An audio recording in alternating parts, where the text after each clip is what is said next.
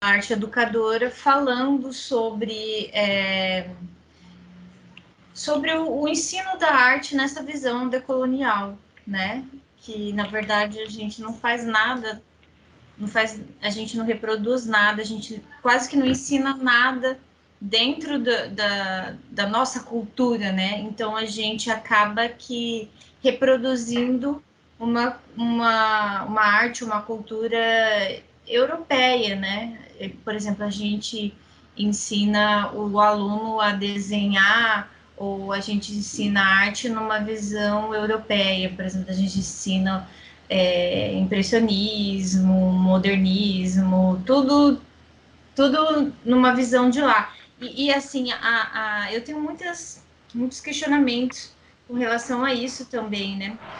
Porque eu também não vejo que isso é errado, né? A gente tem que mostrar esse lado histórico-cultural que existe no mundo, né? O homem, ele vive a partir daquilo que ele produz, né? Então, eu não acho errado o aluno reproduzir isso. Mas o que, para mim, o que ficou entendido é que ele não pode reproduzir só isso. O professor, ele tem que dar uma visão também do que é feito culturalmente no seu cotidiano, na sua comunidade, enfim, é isso que eu tenho como uma visão decolonial, né? Tem até o Cassiano, ele é muito dessa linha, né? O Cassiano é o gerente, né? O meu gerente, que eu trabalho no Museu de Arte Contemporânea, e ele fala muito isso, né? Então, assim, por que você está colocando a roupinha da Barbie na sua filha? Por que você está falando das princesas da Disney, né? Por que você não está ensinando coisas da nossa cultura, da cultura indígena, da cultura, sabe? Outra visão, uma visão mais não sei, não me foge a palavra, porque eu ainda não tenho as palavras, sabe, na cabeça, porque eu preciso ler muito mais para poder falar, argumentar. Mas, enfim, eu gosto desse tema, é um tema que me agrada e eu vou prestar bastante atenção. É isso. Então, eu estava falando com a Evelyn, né? Então, eu acho que a Sim. gente tem que fazer um exercício mesmo de pluralizar as nossas formas de ver o mundo, né? E mais que isso, mais que colocar uma nova versão num museu que é de arte, que é todo, né, de uma só versão. Então, digamos, eu fiz uma visita, né, ao museu, acho que é o Museu de Arte Contemporânea, aquele que fica no Parque aí, né, das Nações. E eu lembro que uma das coisas que me marcou foi, né, a presença de artistas regionais e de uma exposição de arte que é feita, que parece uma oficina, alguma coisa assim, que tem temáticas africanas, né? Então, assim, ok, né, a gente tem que marcar exatamente essa outra forma de ver o mundo, como a Catherine Walsh fala, né?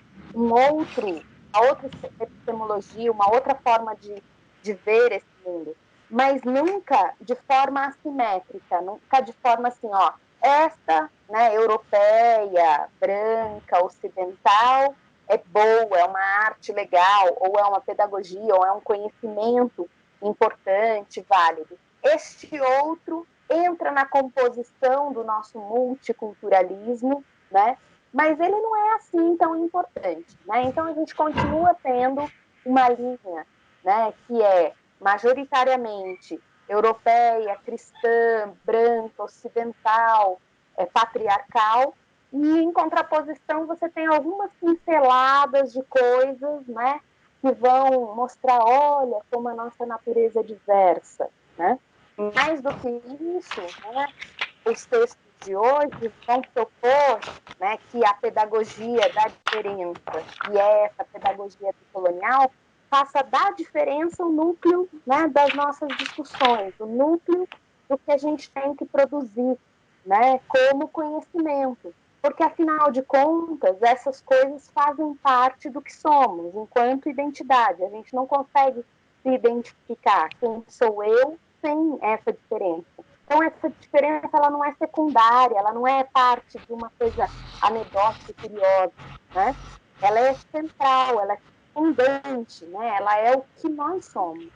Então, exatamente por isso o mundo das artes, como em tantas coisas, né? O mundo das artes tão maravilhoso, tão aberto que ele é, mais do que outras, embora seja também bastante tradicionalista em alguns aspectos, mas ele se abre, né, à produção, ao questionamento do que é ele mesmo e tal, mais vezes do que, por exemplo, o lugar da onde eu vim, que é a história, né? A história é muito mais tradicional, né? Ou a própria pedagogia, que também é bastante tradicional. Então, esses campos, eles são mais duros de acontecer essa mudança, né? Mas como a gente viu, né, na sua fala, mesmo dentro do campo da arte, ainda é uma discussão que é inicial, né? Então, a gente tem que, talvez, olhar mais de perto para que isso, enfim, se espalhe um pouco mais, né? Ai, desculpa, gente.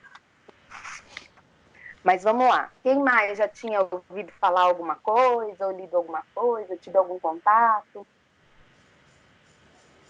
Eu já tinha ouvido falar, mas nunca tinha lido nada profundamente. Só assim, ouvido falar mesmo. Eu gostei muito desse texto, achei que ela explica, principalmente nos vídeos também, de uma forma muito clara. Gostei bastante da ideia.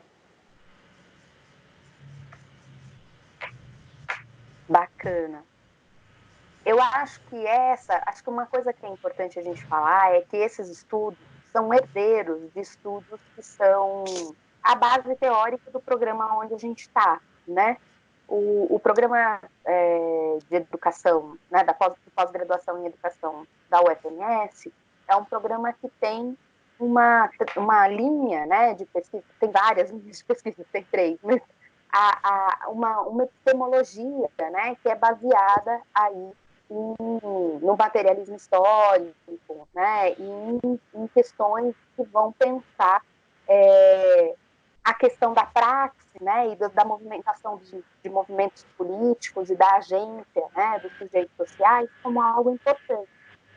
E esses estudos são estudos fundados nessa mesma meta, né, nesse mesmo ideário, né? Então valorizam coisas semelhantes, embora lógico não são exatamente a mesma coisa, né? Mas em vários momentos a gente pode ver tanto no texto do Tomás Tadeu quanto no texto da Catherine Walsh o quanto essa prática cotidiana, né? O quanto a vida desse sujeito, né, é importante, né, para a gente compreender, mas ao tempo resistir, né, às desumanizações que estão presentes na nossa sociedade hoje, né? E daí um pouco queria retomar com vocês, né, o título, por exemplo, do texto da Catherine Walsh, que é bastante significativo nesse sentido, né? Que ela fala interculturalidade crítica, que é o conceito que ela vai desenvolver ao longo do texto, né? E pedagogia decolonial, ou seja, outro conceito.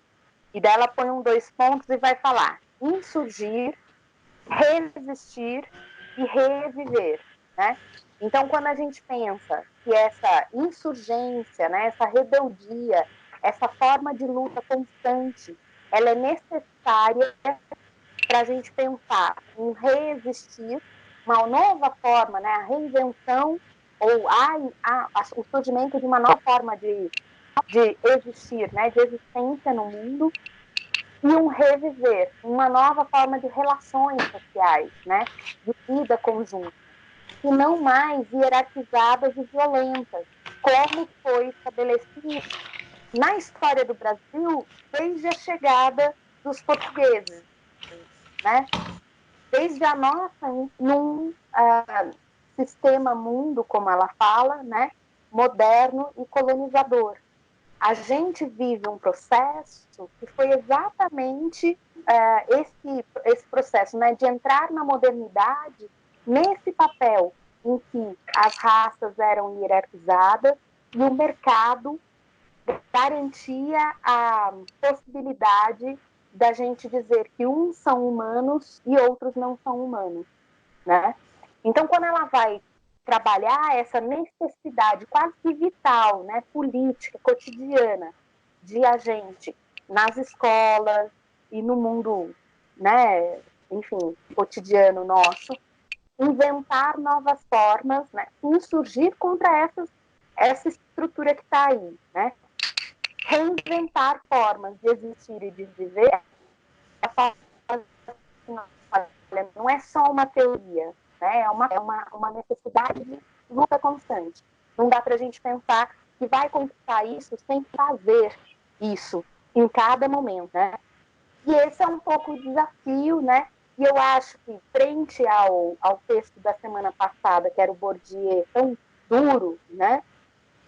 Ela vem com uma possibilidade, né, um apontamento de esperança, né, no sentido de que, pode estar muito próximo da gente as respostas para a superação daquela hierarquia em que a escola não serve para nada para as populações mais pobres. A escola pode servir para algo desde que ela seja para fazer diferente, né? Então, assim, e daí essa ideia da pedagogia decolonial, né? Uma pedagogia que se insurge, que se rebela contra todas essas estruturas, né? Tão delineadas, demarcadas, né? Desse poder modernizador, mas colonizador, hierarquizador, né? E desumanizador completamente, né? Das pessoas. Então, assim, tenho certeza que nos trabalhos de vocês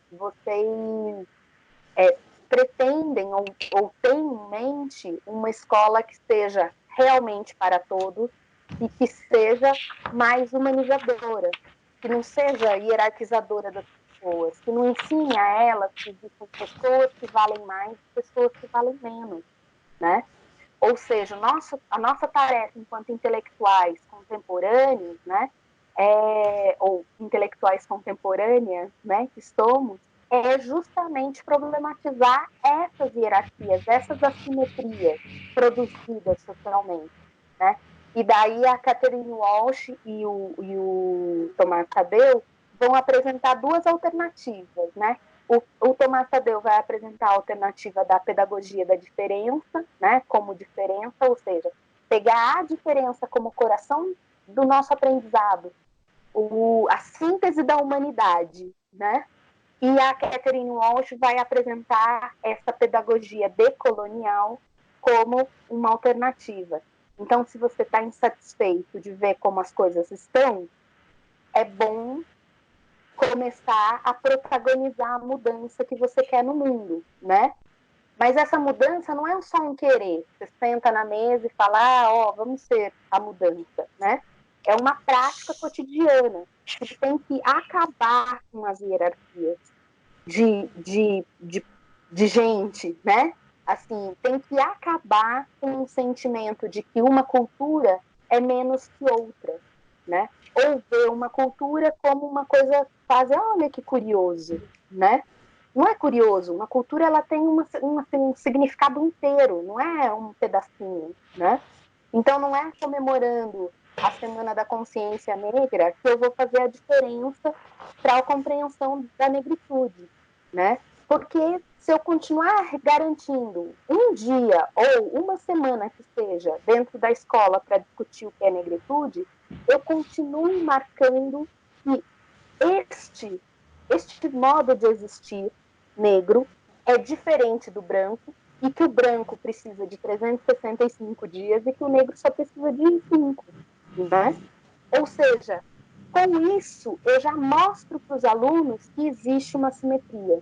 E eles vão acostumando com isso, naturalizando. O que não é natural, é uma criação, é uma colocação, é uma composição da escola, né? Então, a escola também ensina assimetrias. E é disso um pouco, né, que o Tomás Tadeu e o texto da Catherine Walsh estão falando, né? Se a gente não quer que a escola ensine, né, se a gente como educador não quer ensinar essas assimetrias, a gente tem que assumir um outro papel, né? E fazer uma outra educação, né? Se eu não quero que... e a gente pode levar para tudo, né? Se eu não quero que os meninos se achem superiores às meninas dentro da sala de aula, mais inteligentes, mais espertos, mais racionais, como a gente costuma falar, né? É bom que eu não ressalte o papel dele, ou dê um destaque nas disciplinas como matemática, por exemplo, que acabam tendo isso como uma forma, né, de desempenho e tal. Ou seja, a gente como professor, vocês como professoras, né, tem que olhar o papel do homem, né, não como superior ao papel da mulher. E quando caracterizá-los, não falar, né, porque um aluno tem exemplos assim, né, que a gente vive. O aluno menino que não se dá bem em matemática é porque ele é muito agitado. A aluna menina que não se dá bem em matemática é porque ela não tem capacidade. Então, assim, olha como eu já crio as assimetrias também, né? Da mesma forma quanto o negro. E daí a questão de gênero. E outras questões, né? Como classe social. Então, eu acho que o aluno que é mais pobre tem menos condições e por isso é mais limitado intelectualmente do que o que tem uma condição melhor, né? É lógico que tem uma condição melhor vai ter mais estruturas, vai ter mais capital cultural, como a gente viu no texto da semana passada. Mas não necessariamente ele não é capaz de aprender. Ele vai ter que nadar mais, né? E talvez por isso mesmo a gente tenha que dar mais apoio a esse aluno dentro da sala de aula. E daí ela vai falar, né? Oi, pode falar. Uma pergunta, professora Suzana? Deve. Você estava falando, então, no texto, acerca não só do colonizado e do colonizador. Você está falando da questão da mulher e do homem, do mais rico e do mais pobre. Então, a reflexão da autora é em relação a todas essas lutas ou só ao colonizador e o colonizado? Era isso que eu ia perguntar. E eu queria perguntar outra coisa também. Eu entendi que a base é marxista, a base epistemológica. Só que eu queria saber um pouquinho mais sobre essa base, se as questões, por exemplo, que ela aborda da interculturalidade, né? Ela fala sobre a interculturalidade funcional, desrespeito à manipulação do Estado e tudo mais, e a interculturalidade crítica, que é a ideal, que é aquela aposta para a parte pedagógica, inclusive para entrar na pedagogia decolonial. Mas eu queria saber se esse termo, interculturalidade, e os estudos a respeito da interculturalidade, é um estudo sociológico que ela se baseia, é uma teoria formada por ela mesma, ou não sei. Tá, vamos lá. A primeira questão, então, do que a autora está falando? Do colonizado e do colonizador ou de todos nós, de maneira geral, né? Eu entendo que ela está falando na figura do colonizado e do colonizador de todos nós. Por quê? Porque quando ela fala e denuncia essa ordem estabelecida pela colonização, ela chama as bases do que é a estrutura da nossa sociedade. Então, ela vai falar assim, e daí ela critica, inclusive mais no final do texto, o Paulo Freire, falando dos limites da visão do Paulo Freire, justamente, né, pelo que ela vai falar de uma cegueira racial que ele tinha, né? Então, e daí por quê? Né? Porque o Paulo Freire, bem ou mal, mesmo sendo um intelectual brilhante, que tem que ser lido, que tem que ser visitado e relido, e, enfim, não tem nenhum questionamento nisso. Ele foi muito inovador no momento em que ele estava produzindo, mas ele era um homem branco, né? Que cresceu dentro de uma família, né? Que deu todas as estruturas para ele. E sendo assim, ele tem uma impossibilidade de ver um todo, né? E qual é o todo que ele não vê? Ele, até porque mais próximo desses estudos marxistas e dessas bases, via a questão da classe como sendo fundante para as diferenças, para as assimetrias sociais, né? E ela está falando, a classe é resultado de questões coloniais que são colocadas. Então, quando chega o português aqui no Brasil e estabelece um modo, né, uma estrutura social que patriarcal, que é primeiro branca, né? E ela coloca que a raça é a primeira das assimetrias criadas, né? O racismo e o racialismo são a primeira das diferenças, né? Então, nós brancos somos melhores do que indígenas, depois negros que chegam aqui, enfim, porque são negros, né? Essa é a primeira. A segunda é patriarcal, ocidental, cristã. Com isso ela vai dizendo, olha, vão sendo baseadas todas as assimetrias que colocam a vida nossa, hoje, tão desigual, né? Então, por exemplo, as desigualdades de gênero que a gente tem, as desigualdades que depois vão surgir com sexualidade, as desigualdades de classe, porque boa parte delas decorre, né, dessas outras, né, porque as pessoas têm diferentes condições de estar no mundo e, portanto, diferentes condições de ganhar dinheiro no mundo, né? Então, assim, todas essas coisas, ela está falando assim, quando o colonizador chega, ele chega com esse pacote de diferenciações e assimetrias. E a gente continuou usando esse referencial, esse modelo, né, esse pacote, e não questionou. Até que chega, né, contemporaneamente, e um novo regime é criado, chamado de neoliberal, em que o que antes era dito como feio, ruim, né, completamente sem conversa, eles resolvem cooptar essas pessoas, né? Então, por exemplo, o que tradicionalmente foi falado em relação aos negros, que eram realmente inferiores, em relação às mulheres, que eram realmente inferiores, em relação às outras religiões, que eram realmente proibidas, né? Então, no neoliberalismo, começa a haver uma coisa assim, que é mais ou menos, a gente tem que conviver com todas essas diferenças, né? Só que, na base, né, no fundo, esse pensamento colonizador continua. Então, é mais ou menos como dizer assim, eu sei que ele é ou ela é inferior, mas vamos deixar, também é humano, né? Então, vamos conviver aqui, né? Vamos tolerar a presença dessa pessoa aqui entre nós. Então, essa é que é a chave complicada, porque a gente incorporou um multiculturalismo, né?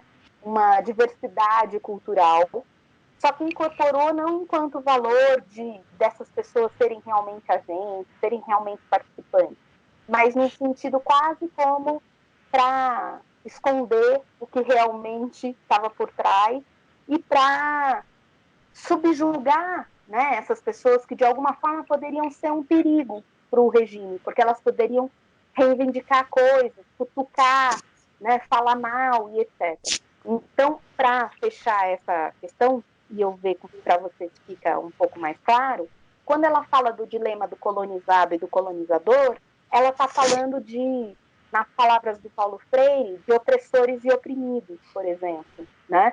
Ou nas palavras do Franz Fanon, de condenados, né, ou colonizadores. Ou seja, não é só uma realidade que ficou na colonização, é uma realidade que, porque esteve na colonização, continua marcando a nossa vivência, porque a gente não rompeu com aquelas questões da colonização.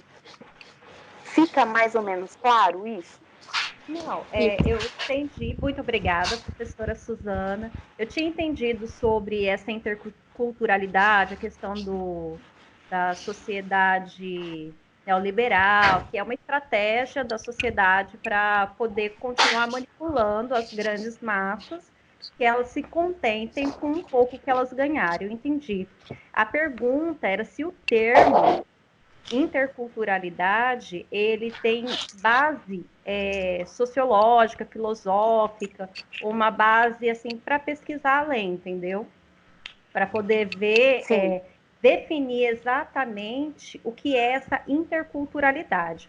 Porque eu vi assim diferença entre multiculturalidade e interculturalidade relacionada a um só agregar, o outro a oferecer formas de enfim, eu queria saber de onde vem, se é que, ou se é um termo que ela mesma se apropriou para si, ela mesma pode descrever em outro texto sobre a questão da interculturalidade, entendeu? Às vezes em outro texto, eu não sei, porque eu só conheci esse texto. Eu não tenho mais nada de base teórica da pedagogia decolonial. Então, existe eu estava falando só da primeira, né? Que você tinha falado de colonizado e colonizador. Daí agora sobre a epistemologia, né? Da base da epistemologia e da questão da interculturalidade. O que acontece? Daí tem uma história, né? Os estudos culturais, eles começam a colocar a cultura no centro dos estudos já a partir da década de 60 do século passado. Né? Então, alguns grandes pesquisadores vão começar a fazer essa ponderação, né? Lá naquela linha meio estruturalista, mas herdeiros, né, desse estruturalismo, passando ao pós-estruturalismo, que a gente um pouco falou na aula passada. Né? Então, esse pós-estruturalismo já vai começar a apontar a cultura como centro desses estudos. Então, a gente vai ter, por exemplo, na antropologia, o Goethe, com um livro chamado A Interpretação das Culturas, que vai ser muito importante, né? A gente vai ter, enfim, em outras áreas, a gente vai ter um inglês, já volta o nome dele que fugiu agora, que vai falar exatamente, né, da invenção dessa cultura como sendo algo desses conhecimentos. Então, isso vai surgir tanto na antropologia quanto na sociologia, e vai ter um pé posterior na história também, né? Mas vai estar aí, na antropologia e na sociologia, surgindo um estudo que coloca a cultura como centro, né? Bom, mas ao longo desse final de década do século passado, né, esses estudos, colocando a cultura no centro, eles eram promovidos, basicamente, a partir desse olhar branco, ocidental, europeu ou norte-americano, que ia para o restante do mundo decodificar esse mundo. Então, por mais que valorizassem a cultura e as diferenças da cultura, liam a cultura do outro por meio dessas preocupações que tinham, né?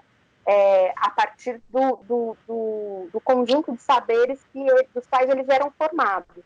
Né? Um pouco o que a Catherine Walsh vai falar dessa cegueira racial, né? A gente pode dizer que tinha também uma cegueira cultural, né? E daí esses estudos vão desdobrando. No final do século, na década de 80 e 90, vai surgir a ideia da multiculturalidade, né? E a multiculturalidade vai se colocar como uma alternativa justamente para a composição nesse mundo tão plural, né, das diversidades culturais. Só que, aos poucos, o que a gente foi vendo é que alguma coisa que nasce até com uma perspectiva interessante, ela se colocou a serviço do capital e dessas diferenciações, sem questionar o coração dessas diferenciações, né? E daí surgem, a partir disso, duas escolas, né? A escola dos estudos culturais, que vai ser fundada pelo Stuart Hall, nos Estados Unidos, e por que não tem uma cegueira, né, racial?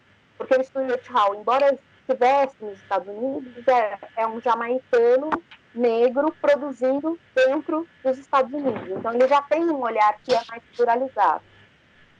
E, a partir desses estudos culturais, começam também as discussões da decolonialidade, que tem uma outra raiz, que já é justamente neste mundo, né, que pensa, mas que não está no mainstream aí, ou dos Estados Unidos ou da Europa. Então, os estudos decoloniais vão ser fundados por autores, né, africanos, por autores latino-americanos, que, por terem vivido a colonização, podem, portanto, saber um pouco do sofrimento que ela gera, né, das hierarquizações e assimetrias que ela faz com que a sociedade conviva, né? E daí é nesse bloco aí que, no começo dos anos 2000, então do século XXI, a gente começa a ver a maior parte dos trabalhos que estão sendo feitos, né? Principalmente no Sul, né? Ou como o Boaventura Santos vai falar, dessa epistemologia do Sul, né? Uma epistemologia que é específica dos países que viveram a colonização e não tiveram uma ascensão, por exemplo, como os Estados Unidos, né? Uma ascensão econômica, uma inserção no capitalismo financeiro. Então, assim, em suas origens desses estudos, né, eles são herdeiros do marxismo numa escala, né, se a gente for ver uma árvore genealógica desde o século XIX, sim, mas eles vão começar a propor e romper, né, com uma linha mais materialista histórica quando eles colocam essa cultura como centro, né? Não mais as relações do capital, as relações econômicas, né? Mas as a relação entre classes. culturais, não mais a relação entre classes apenas. O que esses estudos vão colocar é que a relação de classes é uma das questões, mas nem é a mais importante, né? Eles vão colocar a relação étnico-racial como a relação mais importante, né? De assimetria, né? Nesse sentido. Então, assim, está vendo as relações de poder da mesma forma, vai colocar que existem opressores e existem oprimidos, existem, né, enfim, mas não mais visando as relações econômicas, né? Só. Eles visam também, né? Mas as relações econômicas são parte desse cenário maior, se chamaria cultural, né? Então, é nesse sentido que, ao mesmo tempo que é herdeiro, rompe com algumas dessas questões, né? E daí surge esse termo da interculturalidade, já no século XXI, né? Nesses estudos decoloniais. Ou seja, não basta a multiculturalidade, não basta a composição do múltiplo, a presença do múltiplo. Se continuamos olhando o outro como inferior, né? Enquanto sociedade, continuamos fazendo isso. Então, o múltiplo está aí, mas a gente não faz nada para a mudança, né, da condição dele. Né? Ele continua subalternizado. E daí é preciso uma reorganização disso. E daí uma interculturalidade, que realmente haja, né, uma interação tal e uma inversão tal dessa sociedade que coloquem as pessoas no mesmo patamar. Né? Não só que o negro possa falar ou que a mulher possa falar, mas que eles possam falar, serem ouvidos e estejam na condição de produção de regras e de novas percepções e de novas epistemologias, e que as suas cosmogonias não sejam consideradas menores, né, porque, enfim, qualquer razão que a modernidade esteja traçando aí, né? Então, a ideia é essa, né, um pouco dessa história. E daí a interculturalidade, a interculturalidade crítica é uma expressão que ela formula junto com outro pesquisador que ela cita aqui, deixa eu ver o nome dele de novo, que eu não lembro de cor. E ela trabalha, os textos deles trabalham essa questão. Desculpa, deixa eu achar aqui. Mas a decolonização e a pedagogia da decolonial e etc. já é uma coisa de um grupo de estudos maior, assim, né? Que faz referência à interculturalidade crítica agora, porque um acaba lendo o outro, né? e esses pesquisadores são majoritariamente latino-americanos e africanos. Será que consegui responder?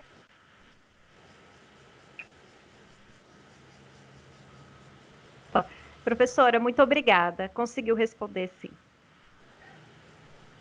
Obrigada. Eu ainda não achei, imagina, eu ainda não achei o nome. Depois você me passa. Eu vejo aqui.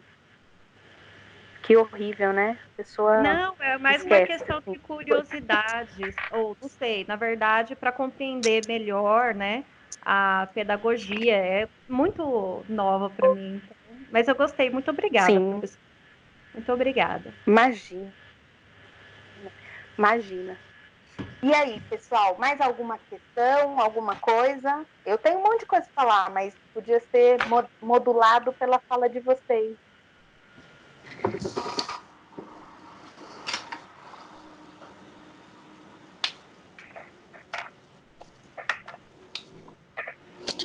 Então vou. Professora Nayade, dá para me ouvir? Pode falar, Nayade. Posso? Consigo. É que a internet que está caindo, não sei o que aconteceu hoje. Uma coisa interessante que aconteceu essa semana foi que enquanto eu estava lendo o livro, eu assistia os dois textos, eu assistia outras coisas. E daí eu assisti um vídeo, inclusive da Rita Von Hunt lá, que eu tinha indicado, onde ela fala de mulheres, né, grandes mulheres, mulheres incríveis da humanidade. E ela falou de uma autora chamada Carolina Maria de Jesus, se eu não me engano. Eu nunca tinha ouvido falar. Sim, Carolina Maria. Eu nunca tinha ouvido falar. E daí eu fui ver, fui atrás de informações mesmo, ver livros que ela tinha publicado. E daí a gente viu assim, inclusive lá no vídeo a Rita fala, ela é contemporânea de Clarice Lispector. E foi uma grande autora brasileira. Uma das maiores autoras brasileiras, inclusive, né? Vendeu centenas de milhares de livros para mais línguas. Fora o Jorge Amado, ela é a pessoa que tem mais livros publicados e traduzidos, né? Maior número de línguas que a gente conhece, né? Enfim. Sim, então.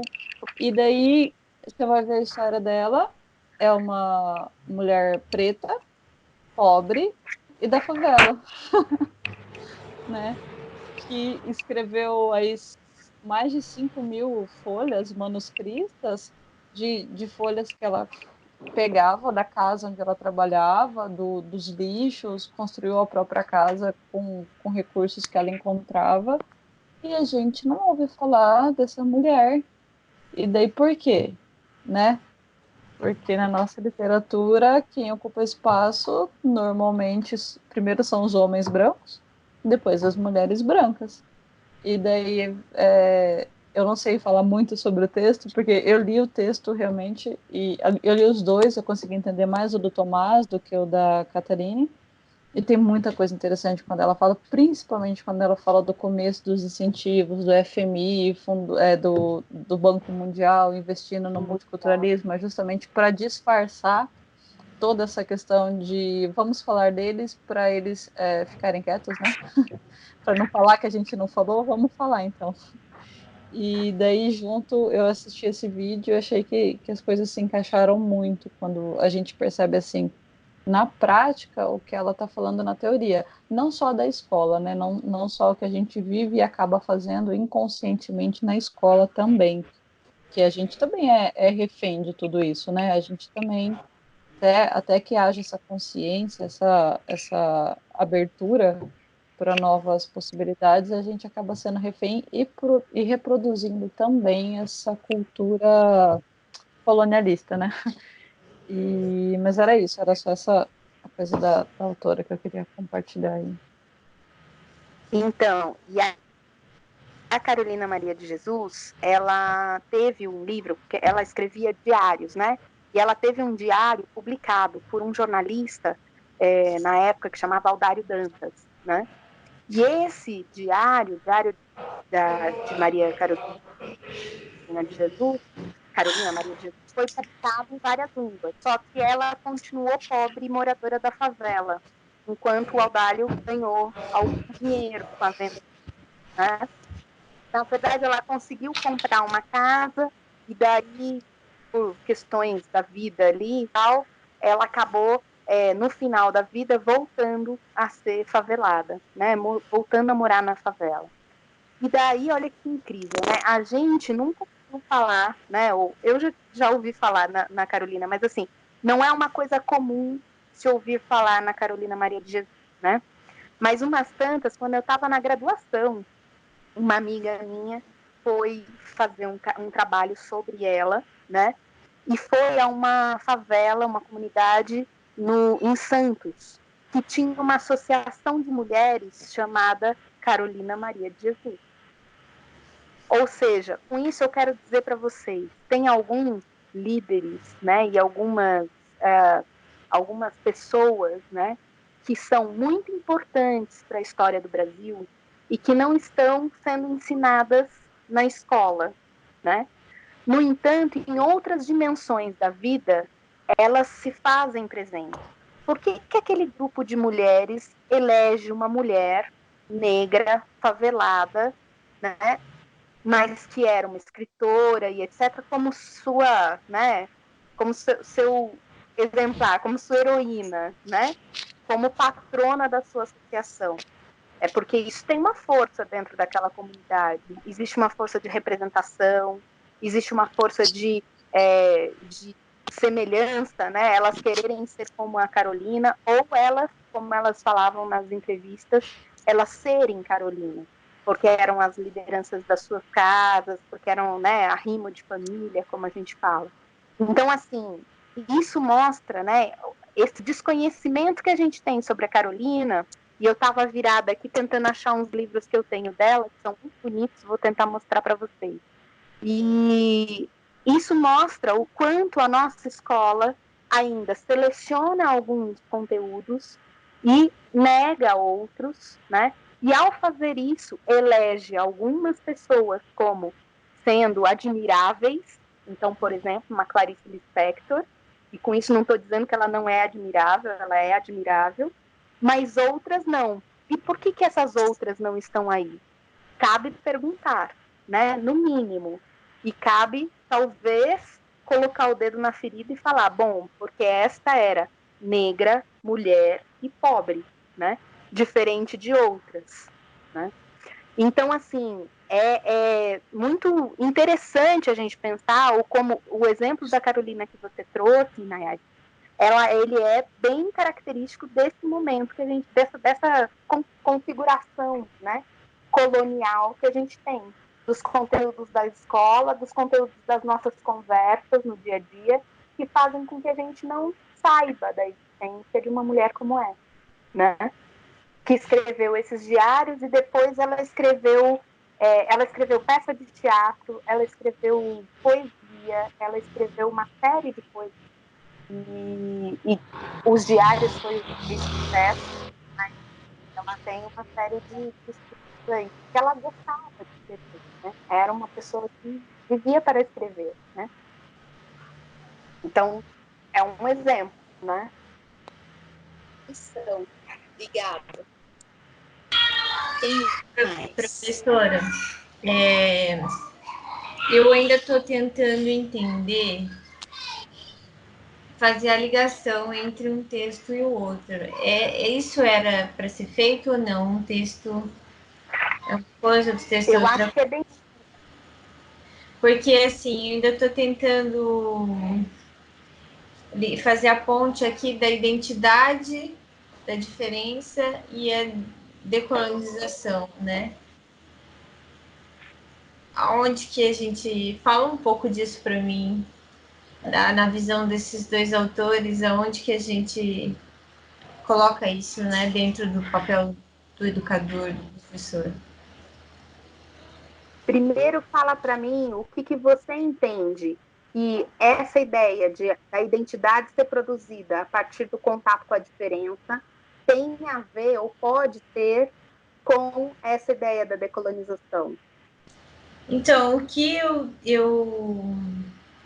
percebi é quando ele fala aqui da divisão, né, da identidade, que na verdade já é uma classificação, né? Até grifei assim. Dividir e classificar significa, nesse caso, também hierarquizar, da página 82. E essa é a ligação que eu faço com a colonização, que na verdade nós somos colonizados, né? Foram impostos os padrões, né? E aí houve essa hierarquização, mas na verdade parece que a gente patina, porque a gente só reproduz, né? A gente só reproduz o que nos é dado. Então, assim, eu tô tentando sair do labirinto, assim. Se é que você me entende. Entendo, porque a gente está todo mundo no labirinto.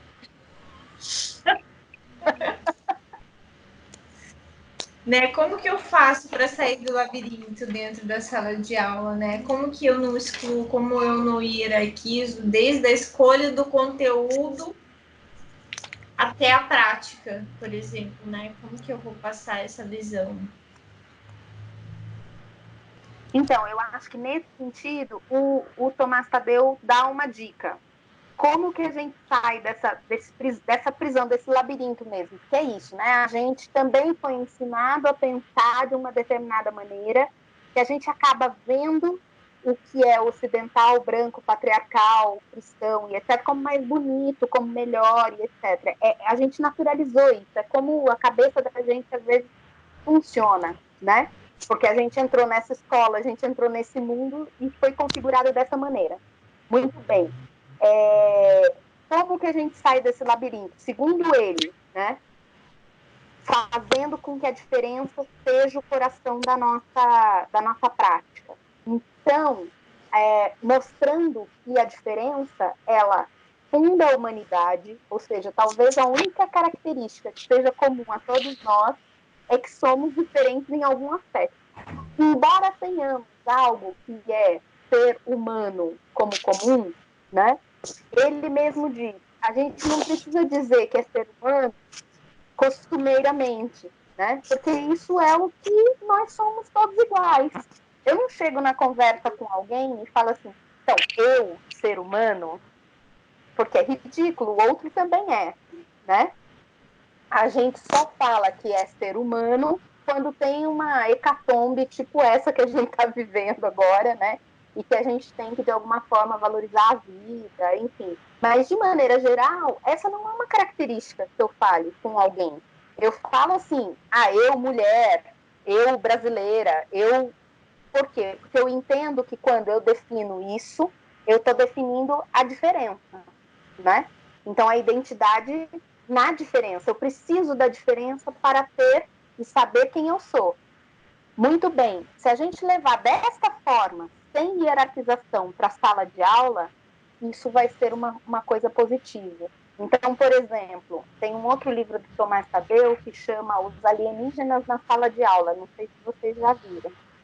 E nesse livro tem lá capítulos que vão falar, né? A gente pode achar que os alienígenas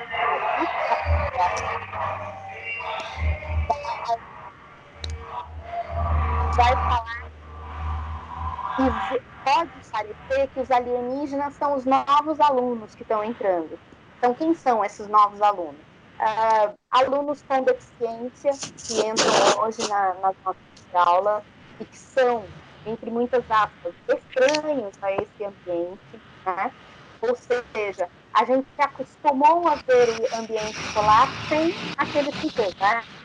E ele dá um problema, ele impõe questões aí para a gente viver a mesma estrutura de educação que a gente tinha antes com esse novo sujeito. Ou, por exemplo, alunos, como o próprio Tomás fala, né, trans, né, ou o híbrido, né, que ele vai brincar. Porque essa ideia do híbrido, do trans, do entre lugar, é justamente o que mostra a falha do nosso sistema de classificação, de que somos todos iguais, né?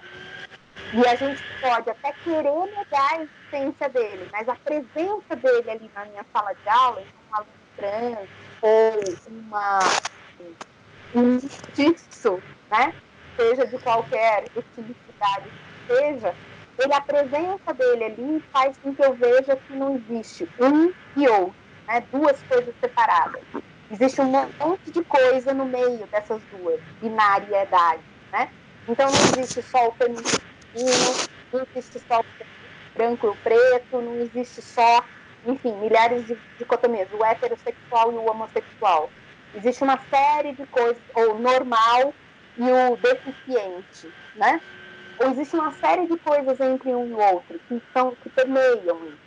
E se eu olhar na sala de aula essa série de coisas que estão no meio, que na verdade é a maior parte de nós, né? Porque pouquíssimos de nós cabem nesse binarismo do puro, né? Pouquíssimos. Então, assim, a maior parte de nós está nessa zona cinza entre esse preto e esse branco aí, né? E essa zona cinza mostra para a gente o que a gente tem que trabalhar em sala de aula sem hierarquizações. Porque se somos, a maior parte de nós, essa mistura desse híbrido, dessa composição aí, por que defendemos tanto, por que ensinamos tanto os binarismos e hierarquizando, né? Então é mais ou menos, não sei se vocês viram um filme chamado Bacurau, que passou recentemente. Tem uma frase de um dos personagens no meio do filme que fala assim, era uma personagem brasileira, uma brasileira falando com estrangeiros, né? E eu não vou dar spoiler do filme, mas tem um diálogo que é assim, ela falando assim, mas nós brancos, né? Nós ocidentais, e daí o estrangeiro americano olha e fala assim, quem? Você, branca? Tipo, já joga na cara dela que ela era, no máximo, uma dessas que estão aí no meio entre esse branco e esse preto. Ou seja, ela não era pura, ela não era rica, ela não era boa o suficiente. Daí, era latina. Oi? A classificação dela era latina.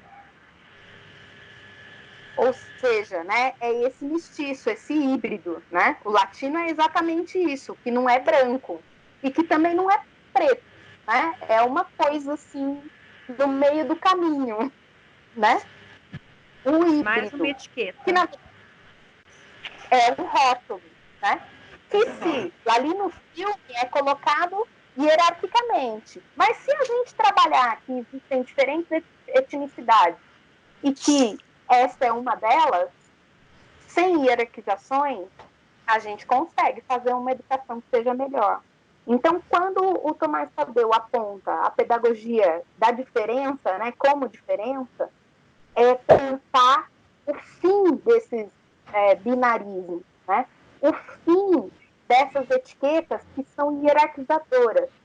E daí a Catherine Walsh vai problematizar as relações que estabelecemos, são relações violentas. Então eu posso dizer, não, olha, a gente aqui está ouvindo todo mundo, não sei o quê, mas quando alguém quer falar, você nega a possibilidade da fala. Ou quando alguém quer se colocar ou coloca suas questões, coloca seus problemas e etc., você não entende aquele problema, aquilo ali não é da sua alçada, né? Como professores, muitas vezes nos colocamos numa postura violenta em relação ao outro, né? E não numa situação de produção de conhecimento conjunto, compartilhado, né? Humanizado nesse sentido. E daí é isso que ela vai pegar dos estudos do Paulo Freire, falando lá da pedagogia do oprimido, né? Retomando então os estudos do Paulo Freire, da pedagogia do oprimido, da pedagogia da esperança. Esses são os caminhos, né? De criação de final, né? Criação dessas hierarquias, né? A gente tem que ser o que a gente quer e que aconteça, né? No final, assim, a gente tem que ter a mudança de fato, né? E daí ela vai também retomar os estudos do Frantz Fanon, né?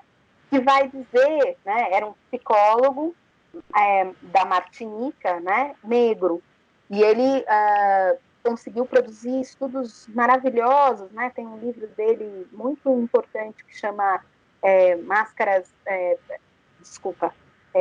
fugiu. Máscaras Brancas... Ixi, fugiu completamente. A ideia dele no livro é que os negros acabam assumindo máscaras, né, para se fingirem de branco no meio da sociedade, porque isso é um pouco o que essa colonização acaba indo, né? E daí, nessas relações, ele vai falar, olha, as relações do colonizador com o colonizado são violentas. E ela vai falar, as relações do professor colonizador com o seu aluno colonizado são violentas. E se elas não mudarem, a gente vai continuar reforçando hierarquias da colonização. Então, por exemplo, quando um aluno chega com um repertório, sei lá, de um conhecimento empírico ou familiar que ele tem de uma religião afro, por exemplo, né, ou afro-brasileira, a gente muitas vezes fala assim, essa mitologia que você conhece é menos importante, né? Eu trato de uma forma assim, importante é conhecer quem foi Hércules, quem foi Zeus. Esses são importantes, esses são deuses de mitologia. Isso, pele negra, máscaras brancas, obrigada. É isso mesmo. E o nome do livro do Fanon, né? Então era isso, os negros, né? As peles negras usando máscaras brancas para estarem na sociedade. E daí a Catherine Walsh vai falar exatamente dessa ideia de que como que a gente vai reforçando, então, essa cosmogonia que ou esse jeito de ver o mundo que é basicamente ocidental, né? E desfazendo de conhecimentos que são, enfim, mais nativos, no sentido que vem mais das populações, né? E das pessoas. Então, a gente não escuta essas pessoas, não escuta os movimentos sociais, não escuta a comunidade escolar, né? Não escuto a mãe, e a gente já falou um pouco disso na aula passada, né? Não escuto a demanda da mãe que fala, olha, eu preciso ter algum lugar onde deixar meu filho, porque eu preciso trabalhar, porque eu preciso botar comida na mesa, né? Eu acho que esse é um problema menor, né? Isso não tem a ver com ciência, com conhecimento. Só que tem, né? Se eu tiver de barriga vazia, vai ser difícil aprender qualquer coisa, produzir qualquer conhecimento, né? Então, é preciso a gente ver essas questões. E daí ela vai falar assim, humanizar profundamente e descolonizar completamente. Então, todas essas certezas tão hierarquizadas que a gente tem que se livrar. Isso é fácil? Claro que não, né? Mas tem que fazer, né? Se a gente quer realmente que essa mudança aconteça. E daí, assim, eu não tenho uma resposta objetiva assim, pegue a direita, pegue a esquerda no labirinto que você vai sair, né? Mas é uma postura, é mais uma postura do que uma receita, né? É uma postura que a gente tem que assumir frente ao mundo, de realmente se preocupar com o outro, de realmente não se achar maior ou melhor do que o outro, né? De realmente não se colocar também numa posição de inferioridade, porque as normas estão aí. E daí, nesse sentido, se insurgir sempre. E ensinar os nossos alunos a se insurgir. Não entender que o conflito é problema. O conflito ele pode ser bom, ele pode trazer soluções, ele pode trazer inovações, né? Enfim, daí ela vai falar, né? Essa pedagogia decolonial, ela dialoga com todos, com todo mundo, e entende os antecedentes históricos. Ela parte da luta e da praxe. Ela enfrenta o mito do racismo da modernidade. Ela visibiliza, né, o que o multiculturalismo oculta. Ela mostra, né, ela põe luz nisso. Ela transgride, desloca, ela nega o que está como epistemologia colocada. E daí nós, como professores, o que temos que fazer para ter essas estratégias de decolonização? A gente tem que entrar numa sala de aula e ver quem é que está lá, ouvir, conhecer, né? a gente tem que dialogar com essas coisas, saber que cada um está ali, esses antecedentes, né? Promover a luta constante desses alunos, né? Numa perspectiva de cidadania, que é não ir votar a cada 2 anos, mas sim participar do espaço público o tempo todo. Isso é fácil de fazer? Não é. Isso vai dar para fazer todo dia nas aulas? Não vai, porque as estruturas que nos colocam também são bastante amarradas. Mas é possível criar boas relações com os alunos, é possível agir, né, com eles, para que eles reflitam sobre as suas próprias vidas, entenderem, né, eles entenderem que não são culpados pelas situações onde estão, né, que aquilo é maior do que cada um deles. Isso é importante para que eles consigam começar a ver o mundo, né? E se interessem pela escola, no final das contas, e não como no texto passado, entendam que a escola não tem valor nenhum para eles, né? Então, essa é a saída do labirinto, né? Que talvez a gente vá ter que dar em muitas paredes ainda. Mas eu, pelo menos, entendo que é um caminho que, depois que a gente percorre com uma pessoa, ela dificilmente volta a se perder, sabe? Assim, ela vai trilhando, ela vai tendo condição de seguir em frente, né? E a gente tem um monte de exemplos aí nos movimentos sociais, nos movimentos indígenas, né? Que mostram esse protagonismo, né? Que vai conquistando mesmo espaço. Tanto dentro da escola, né? Até mesmo provocando a escola a agir de uma certa forma, quanto fora dela, né? Então é Professora, importante também para a gente... Oi, Cida. Ariane, eu tenho uma dúvida naquelas reflexões que a senhora colocou, né, para nós, para fazer as uma ou duas laudas para entregar, com relação à pergunta: que significados atribuímos à diferença? Se é A ou se são As, ou se há diferença engloba todas as diferenças.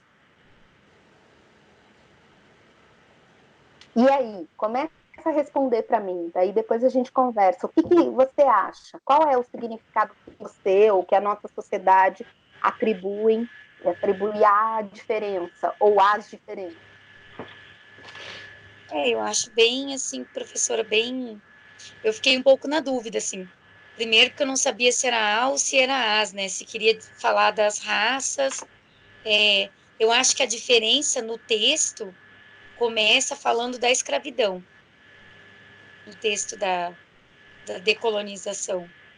Ele vem desde a escravidão, aí depois, né, passa da superioridade e da inferioridade.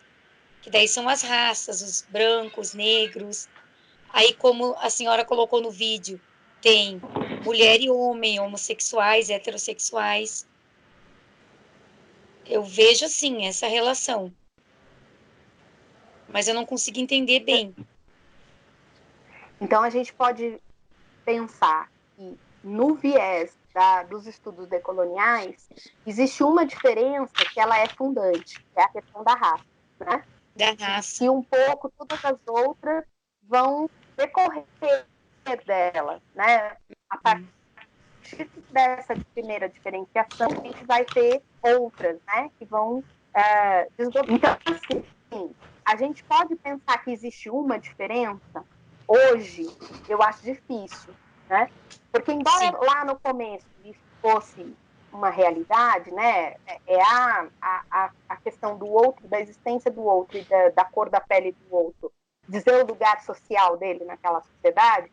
Hoje a gente tem outras coisas que mediam esses lugares sociais, né? Então, acho que no início a gente poderia ter uma diferença, mas ao longo do tempo foram se caracterizando diferenças que foram caracterizando identidades também, né? Então a gente tem um movimento de diferenças étnicas, raciais, de gênero, de sexualidade, de classe, de religião, né, de lugar de nascimento, enfim, todas essas. Então, essas são diferenças que vão estabelecer identidades. Identidades que são mais centrais e menos centrais, mais, que têm mais poder em relação às outras, né? Então, a gente pode dizer que tinha uma diferença, né, inicial e que ela é, digamos, um germen, né, para todas as outras, que é o próprio sistema colonial, né, que vem com esse sistema colonial, e que depois elas vão se diferenciando e criando identidades que acabam hoje no nosso mundo, né, estabelecendo essas várias hierarquias, né, que fazem, inclusive, com que nós, latinos, nos entendamos como brancos, por exemplo, né, e eles, brancos, nos entendam como latinos, por exemplo, né? Então, essas são as diferenciações e identidades que são construídas aí, né? Agora, como isso se relaciona com a questão da decolonização, né? Porque tudo isso é resultado desse processo, desse projeto de colonização, né? Um projeto que é fundado, que é baseado nessa ideia de ocidentalização, de racialização, de cristandade, né? Então, nós entramos nesse sistema colonial pela porta dos fundos, né? Nós, Brasil, a gente acaba sendo parte desse sistema colonial, se acreditando, né, dentro dele, sendo quem tem os poderes mais centrais sabem bem o nosso papel, né, dentro desse sistema colonial, que é periférico. Então, olha como as identidades vão se formando, né? Quase que, assim, em avalanche, né? Assim, se colocando aqui para gente. Então, essas são as relações, né? A gente tem um projeto colonial que se instala, diferencia as pessoas e, a partir dessa diferenciação, hierarquiza e todos os problemas que a gente vive até hoje, né? Podem ser relacionados com esse projeto da colonização, né? Então, vocês pensam aí, qualquer problema que vocês queiram, né? Segundo a Catherine Walsh, estão fundados ali numa crença de que a gente poderia ser parte do sistema mundo de uma outra forma que não periférica. Mas a gente não deu conta de fazer isso. Ela fala um problema existencial ontológico. Que vai, então, datar do início, né, da nossa própria história, das nossas relações, né? Ontológico por quê? Né? De um início, né? Claro que ela não está levando em conta nessa ideia o período em que só existiam os indígenas no Brasil. Mas quando a gente acredita ou acaba acreditando que começa a nossa história, né, que é assim que às vezes os livros didáticos ensinam e etc., aquele marco, né, de 1500, né, com a chegada do Cabral e a sua caravela, e as caravelas, isso marca esse começo, né, e marca essa hierarquização, porque quando o Cabral desembarca aqui, ou quando o Caminha faz a carta, ele não está falando assim, olha, que interessante o modo de vida, eles plantam mandioca, e isso é uma coisa que alimenta muito a população aqui, e isso pode, né, a batata que eles plantam aqui pode salvar muitas vidas na Europa, né? Não, ele não está escrevendo isso, ele está escrevendo, elas andam nuas, com suas vergonhas de fora. Vergonha para quem? Né? Então ele já vai hierarquizando, porque o olhar deste colonizador é hierarquizador. Enquanto alguns registros dos indígenas, né, sobre esse colonizador não eram de hierarquização, eram de, olha que interessante, eles têm isso, olha, eles têm aquilo, né? E não no sentido de, olha como eles são inteligentes, mais inteligentes que nós. Eles continuavam, né, centrados na sua cultura, falando, nós somos bons, mas eles contribuem com alguma coisa. E por isso a ideia da troca, né? enquanto o outro achava que a troca era um símbolo do primitivismo do outro. E isso dá o tom da hierarquia que o projeto de colonização nos coloca, né? E a decolonização, ela vai buscar a humanização, a equidade, através da criticidade. Então, aí entra o professor. Aí entra, por exemplo, o papel do educador. Exatamente. Porque esse educador é mediador dessa crítica. Porque se a gente deixar tudo como está, dificilmente nossos alunos vão conseguir olhar essas diferenças. É mais fácil que eles assumam que eles têm algum problema mesmo. É todo mundo falando que eles têm algum problema, né? Ou seja, a gente precisa se colocar como mediador de falar, olha, não tem problema nenhum, né? Você é diferente, mas esse outro também é diferente, eu também sou diferente. Somos todos, não tem ninguém que é igual. E se não tem ninguém que é igual, vamos partir daí. Qual é a sua diferença? Bota aqui na roda, vamos conversar com ela, sobre ela. Aí que ela entra um pouco no Paulo Freire, né? Quando ela fala do opressor, do oprimido, e na dialógica, que ela entra na crítica reflexiva, né? Que a pessoa tem que ser crítico, reflexivo, para formar cidadão humanizado. Eu acho que é mais ou menos por aí. Não dá para formar um ser humanizado e continue oprimindo o outro. E é preciso ouvir do outro o que é a opressão, porque pode ser que a gente nem saiba que aquilo é opressão. Seja oprimido, Né?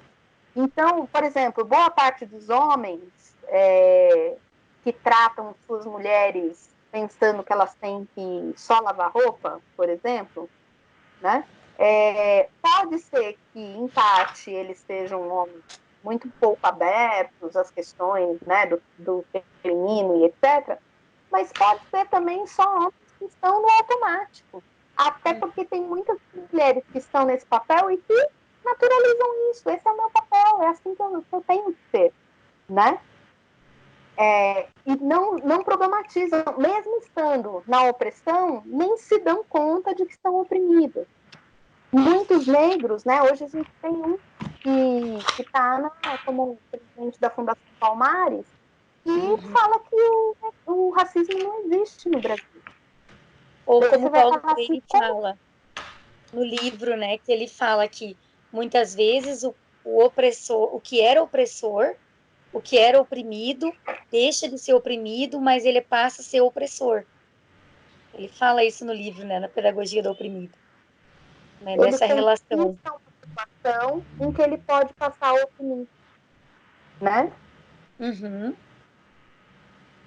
E daí então, é isso. O cara chega a uma posição de poder e fala, o racismo não existe no Brasil.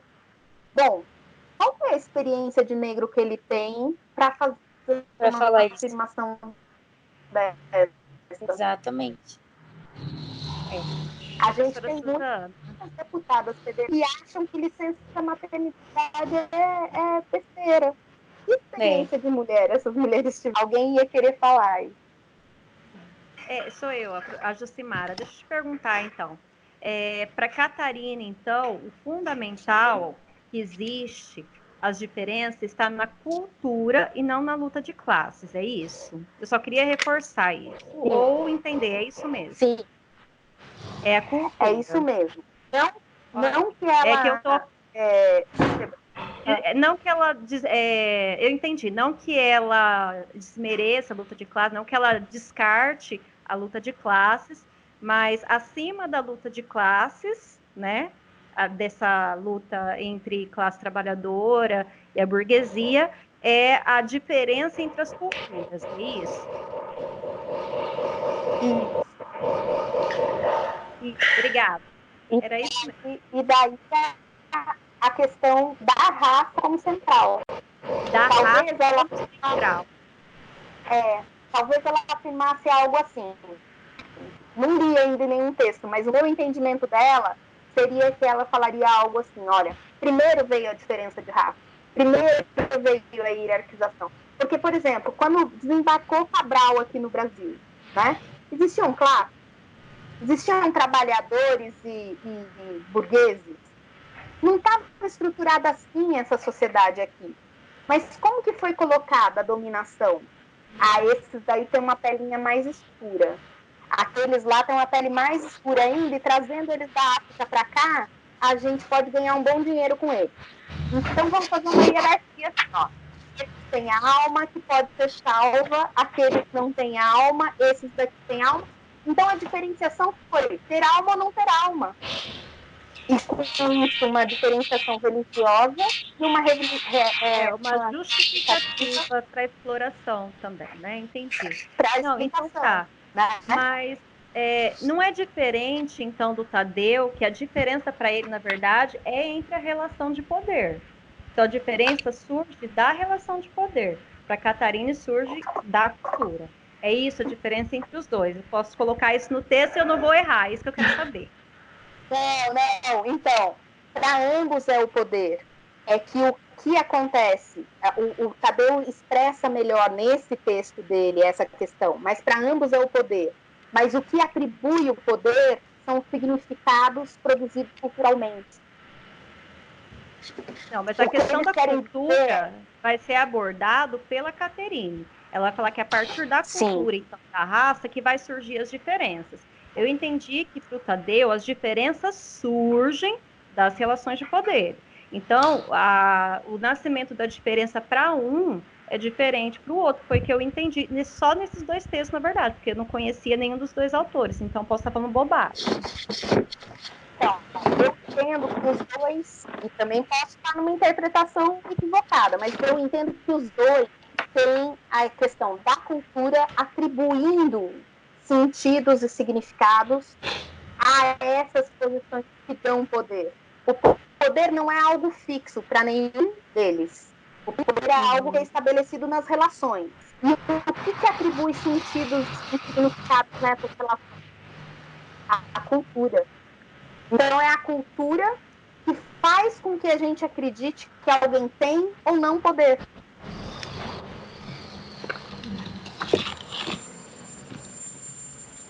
Certo? Obrigada, professora. Obrigada. Mas não vou errar. Professora. O quanto é tudo invenção, né? Assim, tudo uma abstração. Porque se fosse diferente a história, né? Se tivesse sido um africano que tivesse pegado um barquinho colonizado a Europa, bom, os significados poderiam ter sido diferentes, né? Fale aí, gente. Alguém estava falando. No começo do texto, ele fala assim que a colonialidade do poder, ela estabelece essa hierarquia racializada, né? Aí, mais à frente, ainda no começo do texto, ela fala assim que essa desumanização racial da modernidade causa a própria humanidade no sujeito. E aí eu me perdi aí. Isso vem pelas relações de poder? Foi uma coisa que eu me perdi ali. Foi mais uma questão racial ou pelo poder que o homem adquire? Com a modernidade, Deixa eu só te perguntar que página que é essa da humanização que você está falando, porque daí a gente volta no texto e fala especificamente o que ela está interpretando lá. Você tem, assim, mais ou menos a página? Eu acho que essa parte que ela fala da falta da humanidade é ali na página 8. Deixa eu ver aqui. Só um minuto. Porque depois ela retoma essa discussão lá no final, por isso que eu estou perguntando, na discussão do Paulo Freire e do Franz Fanon. Então, por isso que eu estou querendo pegar com você qual é a parte que você está falando. Mas é logo no começo, né? Bem que no começo eu até grifei, porque eu falei, nossa, mas... E aí é uma relação mais racial ou ela tá falando mais de poder? Daí, nesse momento, eu me perdi ali no entendimento. Mas foi aqui, ó.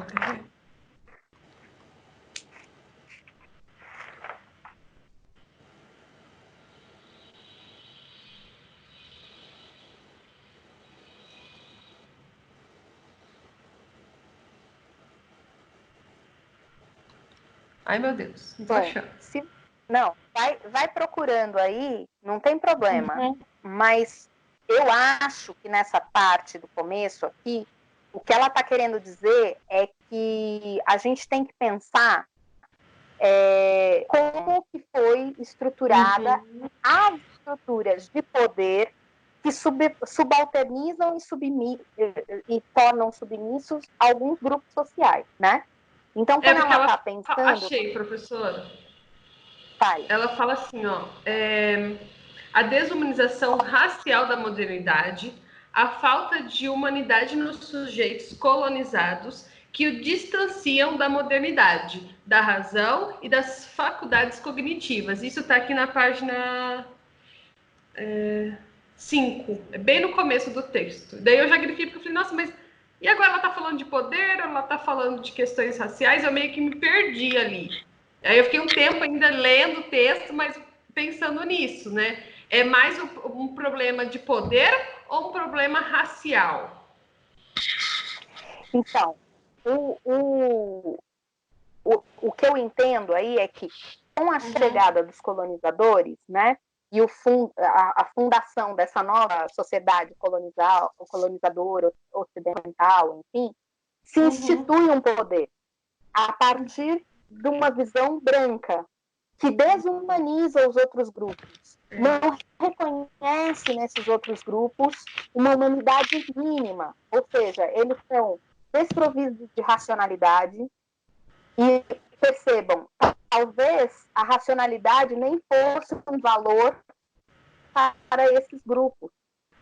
Então, por que a gente colocar como racionalidade algo que eu faço, eu me sinto melhor,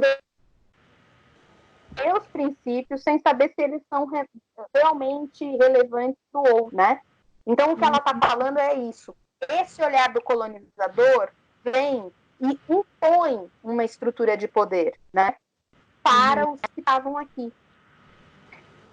E para os que estavam aqui, para a massa, né, de pessoas que esse próprio colonizador desloca do continente africano à força para o continente americano, né?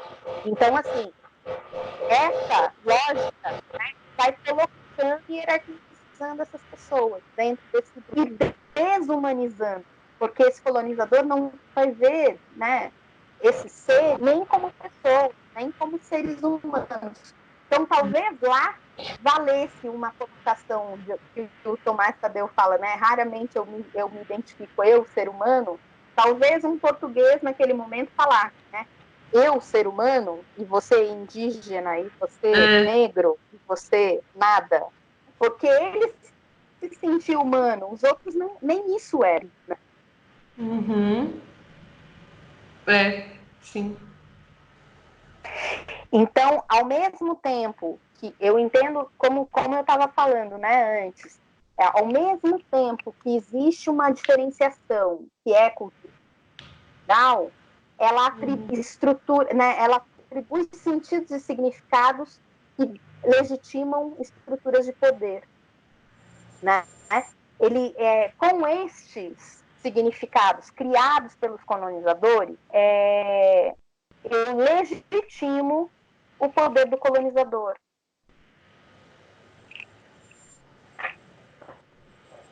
Obrigada. Melhorou um pouquinho?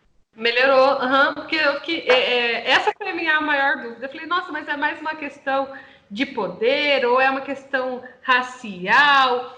E aí, algumas ligações eu ainda consegui fazer com outro texto, mas ainda ficou esse questionamento. Eu sabia que tinha uma questão racial no texto, é importante e tal, mas eu pensei que algum dos dois teria digamos assim. E aí, agora eu entendi que é um conjunto, né? Vou só retomar uma coisa, eu não sei, assim, se vocês já leram, não foi aqui no texto, nenhum texto do curso é dele, mas o Foucault, por exemplo, nos textos dele, vai discutir muito o poder. E, sem dúvida, Foucault é uma leitura que esses autores fazem também, né? Então, assim, o Foucault vai falar, o poder não é algo sólido que exista. O poder é estabelecido nas relações que vão se dando ao longo do tempo, na história, né, de cada um dos povos, no contexto de cada um dos povos.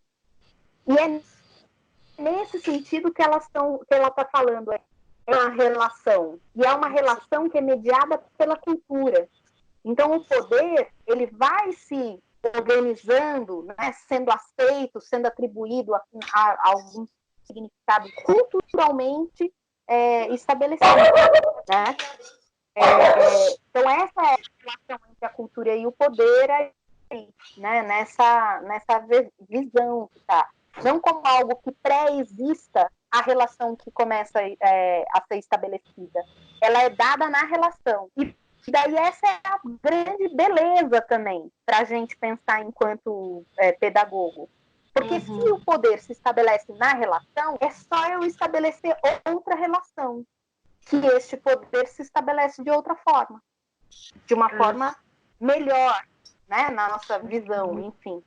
Então, se eu quero destruir estruturas de poder que estão lá consolidadas na escola e que me desagradam, é só eu estabelecer novas relações.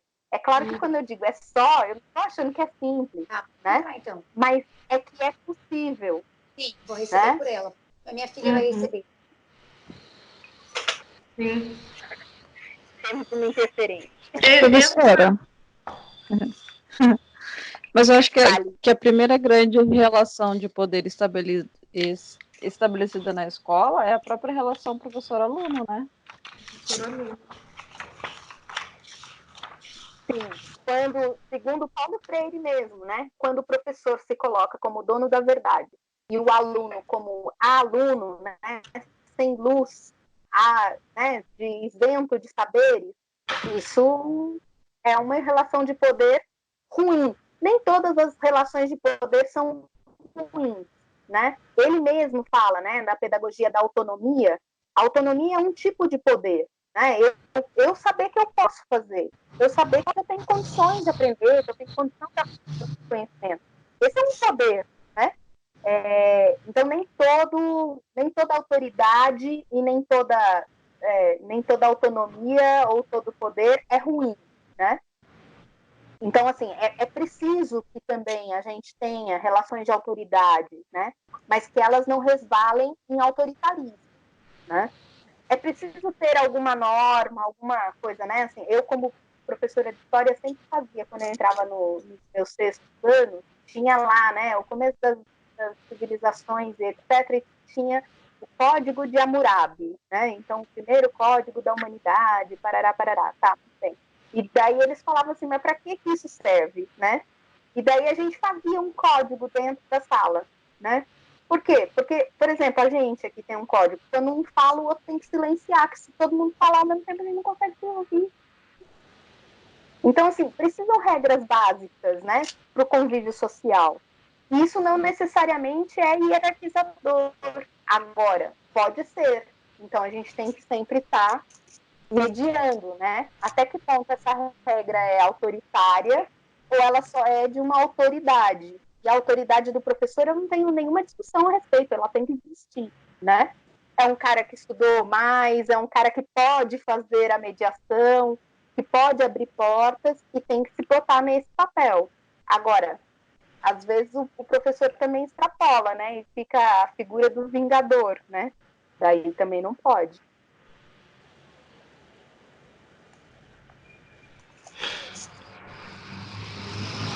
Professora,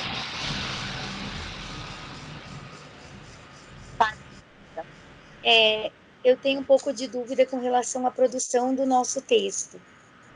Ele tem que ser produzido através da articulação desses dois textos.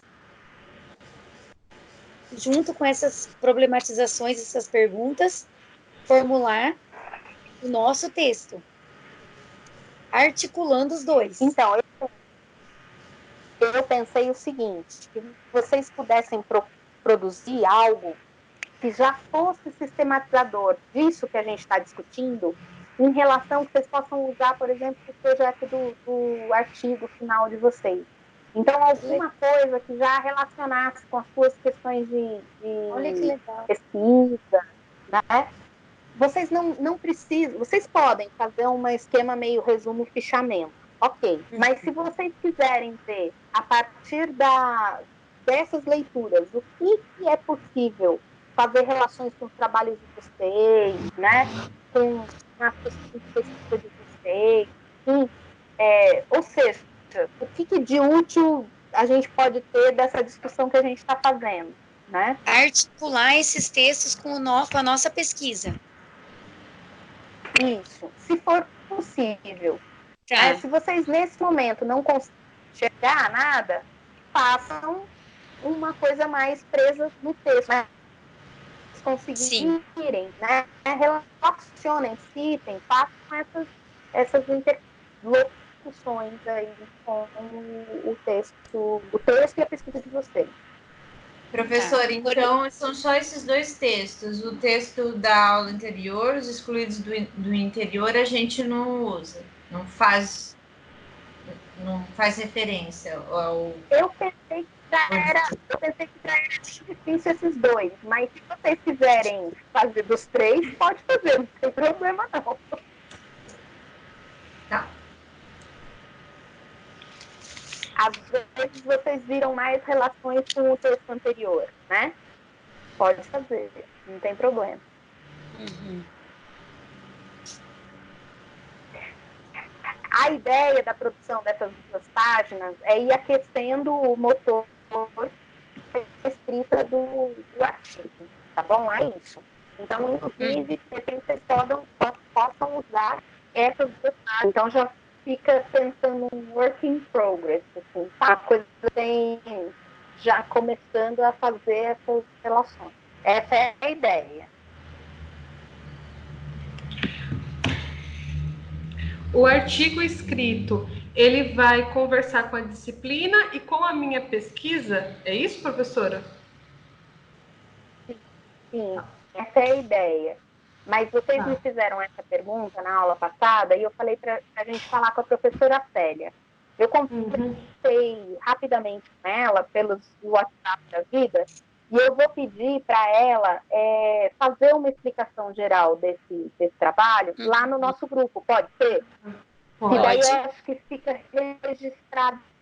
Mas essa é a ideia, né? O trabalho final da disciplina seja uma relação dos textos e conteúdos da disciplina com o trabalho de vocês. Afinal, assim, vocês estão dentro dessa linha de pesquisa e a gente entende que as reflexões dessa disciplina que é obrigatória, enfim, vão ajudar vocês em alguma coisa da produção científica de vocês, né?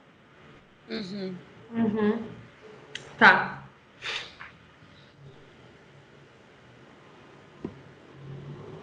Daí eu vou pedir, então, para a professora Célia falar lá como que ela espera que seja esse trabalho, até em normas, etc., pelo menos já entender aonde a gente vai chegar lá no final. Daí vocês já podem produzir, de repente, esse texto de 1 a 2 páginas aí nessa perspectiva, ok? Ok. Perfeito. Pessoal, o prazo de entrega do texto é esse mesmo, dia 5, tipo, domingo? Agora? Então, eu tinha pensado em vocês fazerem alguma coisa agora logo na sequência da aula, né? Tá. Se vocês quiserem mais prazo, eu posso dar, não é um problema. Mas a minha ideia era que vocês pegassem essas discussões que estão mais fresquinhas aí, porque na minha perspectiva, quanto mais tempo também vocês deixam para frente, mais longe fica, começa a misturar mais tudo. difícil vão fazer. Então, Então, por isso que eu coloquei mas antes da próxima aula. A minha cabeça já está completamente misturada. Professora, não tem mais como fugir disso, porque eu já estou lembrando até do texto do Newton Duarte, do professor Rafael, que eu já vejo uma ligação aqui, sabe, com isso tudo, enfim. Tem muitos textos para produzir. Mas então tá bom. Eu invisto. Mas se vocês quiserem, por exemplo, mandar até segunda, terça, enfim, isso não vai ser problema, né? Para mim não é um problema, mas só para vocês aproveitarem, porque daí já vai ter também os textos para ler da próxima aula e etc. Daí já vai, enfim, acumulando o trabalho, né? De repente dá para usar, a gente vai acabar daqui a pouquinho a discussão. Usa esse tempinho do fim da aula, né? Que a gente estaria até às 5. Então, pega essa uma horinha e meia, senta e já sistematiza, pelo menos em linhas gerais, né? Professora, eu tenho uma dúvida. É só um texto corrido ou você já quer com resumo, palavras-chave ou não? É só um texto corrido? Não, só um texto corrido, tá? Não precisa ser nada tão definitivo, né? Claro, se tiver citação, e eu gostaria que tivesse, vou usar a BNT e etc. Essas coisas mais básicas. Mas, assim, não precisa ser nem alguma coisa tão estruturada. É um texto das reflexões de vocês, né? Como eu falei, um work in progress. Uma coisa do que está começando a organizar. Porque também essa é uma dos ensinamentos que a gente tem como professor, né? Dizem pra gente que quando a gente aprende algo, a gente lê algo, a gente aprende um pouco. Quando a gente fala sobre esse algo, a gente aprende outro pouco. Quando a gente sistematiza esse algo, a gente aprende mais um pouco, né? Então, é um pouco nessa perspectiva. E quando a gente usa um conhecimento, nas primeiras 8, 10 horas depois que a gente tem aquele conhecimento, ele se fixa melhor na cabeça da gente. Então, são essas as estratégias que estão por trás desse pedido desse texto, tá bom? Colocar um título, professora? Livre, vocês inventem aí com a criatividade de cada uma. Tá. E se não tiver criatividade, pode ser exercício da aula. Tá bom?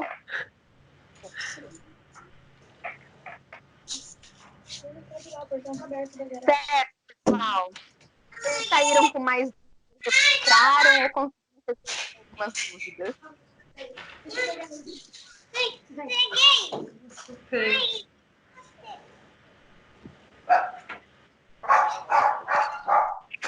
Tem alguém com o microfone aberto, o cachorro tá participando. Tá tudo... A criança, o cachorro. Pessoal, dentro das reflexões aí da Catherine Walsh, que eu acho que são importantes para a gente fechar também esse bloco de discussões, eu queria retomar só 3 aspectos que a gente acabou não falando aqui durante essas interlocuções. Ou falamos, mas não aprofundamos, né? Uma ideia que algumas de vocês apontaram é a da interculturalidade funcional, né? Que foi essa apropriação, né, que o neoliberalismo acaba fazendo da própria ideia do multiculturalismo. Então, pensar, né, que essa interculturalidade funcional, na qual eu acho que a maior parte de nós está, então a gente entende que é importante o ensino da pessoa com deficiência. Mas eu continuo achando que a pessoa com deficiência é menos do que um aluno normal, dito normal. Então, eu, quando sou professora dessa pessoa, eu trato assim, os meus alunos, aí eu tenho também um aluno com deficiência. Tipo, ele não faz parte da sua turma de alunos, né? Quantas vezes a gente já não viu isso nas escolas, né? Eu tenho 5 alunos e um com deficiência. Ué, mas esse não é parte dos 5? Ou não é seu aluno? O que é esse ser que tá aí, né? Então, essa interculturalidade funcional faz com que a gente entenda e tolere, né, as pessoas entre nós, mas não questione a lógica, né, que se impõe dessas hierarquizações, né, dessa estrutura de poder atribuída pela cultura que está presente no nosso mundo. E daí ela vai apresentar a ferramenta aí dessa interculturalidade crítica, que vai buscar assumir que essas assimetrias impõem violências, né, no nosso mundo, e que precisa, portanto, ser por meio da crítica social, precisam ser combatidas. Então, a crítica como uma necessidade, né, para o questionamento dos modelos ou do modelo vigente. E daí ela entende que essa interculturalidade crítica, mais do que uma teoria, e isso é bem interessante, é uma postura política, é uma ação política. E nesse sentido, ela se aproxima de coisas, né, lá da teoria marxista e etc. Ela fala, né, é uma praxis, né? Não adianta a gente ficar falando só sobre essas diferenças, a gente tem que colocá-las, né, efetivamente como prática política cotidiana, né? E é preciso, para que se consiga fazer isso, né, fazer uma construção que seja a partir das pessoas, né? A partir das pessoas que sofreram esses processos de estigmatização, de hierarquização, de subalternização. Então, essas pessoas, elas são fundamentais, né, para que se faça a mudança, né? E ela vai falar em um momento que eu acho bem bonito, ela fala, né, portanto, esse é um projeto que se constrói de mãos dadas, né? A gente não pode, ninguém solta a mão de ninguém. Esse é um lema, inclusive, de alguns movimentos sociais, né? Ou seja, tem que se dar as mãos porque é uma missão grande, né? É preciso trabalhar a partir das emergências, né? Da ampliação de significados e de simbolismos, né? Ou seja, a gente tem que colocar os que estão construídos para lá e construir novos significados, né? A construção de modos outros, que ela fala, né? Não modos alternativos, não modos diferentes, modos outros, que incluam nas reflexões as formas de ver o mundo que esses outros têm, né? E uma das coisas que ela fala, que eu gostaria de retomar também, né, é a ideia da ciência, né? Ela vai, inclusive, contrapor a uma ideia de ciência tradicional, né, quase que moderna também, que se funda nesse projeto de colonização, né, e que acaba sendo bastante perigosa, porque ela é uma ciência masculina, que impõe também essa forma, né, de ver o mundo que é ocidental, e mantém uma ordem hierárquica. Então, não é essa ciência que serve, mas quando ela faz a crítica a essa ciência, pode parecer, no mundo que a gente está, que ela está fazendo uma crítica à produção do conhecimento, ou à ciência, de maneira geral. Eu não vejo que seja isso, né? Acho que ela está pensando uma nova epistemologia, né? Uma nova forma de produção do conhecimento que seja a partir desses outros, e não a partir do mesmo estabelecido, hierarquizado, branco, patriarcal, ocidental, né? E é aí que ela funda a necessidade de uma pedagogia decolonial, né? Então, essa pedagogia decolonial, desde as escolas, né, desde o ensino das crianças, precisa começar a configurar novos significados, novas formas de produção de conhecimento, né, que fundem uma nova ciência. Um pouco o que o Boaventura Souza Santos fala, que é uma ciência com consciência, né? Ou seja, uma ciência que não seja desalmada, desumanizada, né? Que não desumanize também, mas uma ciência que sirva às pessoas, que forme as pessoas num conhecimento humanizador, né? Então, que dialogue, né, criticamente com essas várias formas e se contraponha às injustiças e à violência dos opressores, né?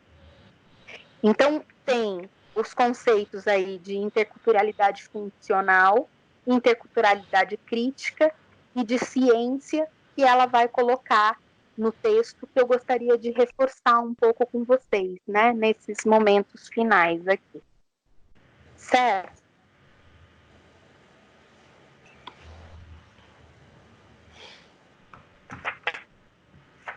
eu acho que hoje em dia a gente está num momento em que a ciência também está sendo alvo de críticas, né? E nem todas, críticas e desconfianças, inclusive. E eu acho assim, nem toda a ciência que foi produzida foi boa, porque a gente tem que também entender que a ciência já falou e já teve provas, né, de que algumas etnias são melhores do que outras, né? E já foi buscado isso, né, na ciência. O nazismo era cheio de cientistas produzindo conhecimento sobre raças, né? Então, assim, nem toda a ciência é boa, mas é a língua que a gente fala aqui, né? E que, portanto, a gente tem que defender. Mas tem que defender o que ela pode ter potência na criação dessa decolonialidade também, né? Então, a perspectiva que a Catherine Walsh parece apresentar aí, ok?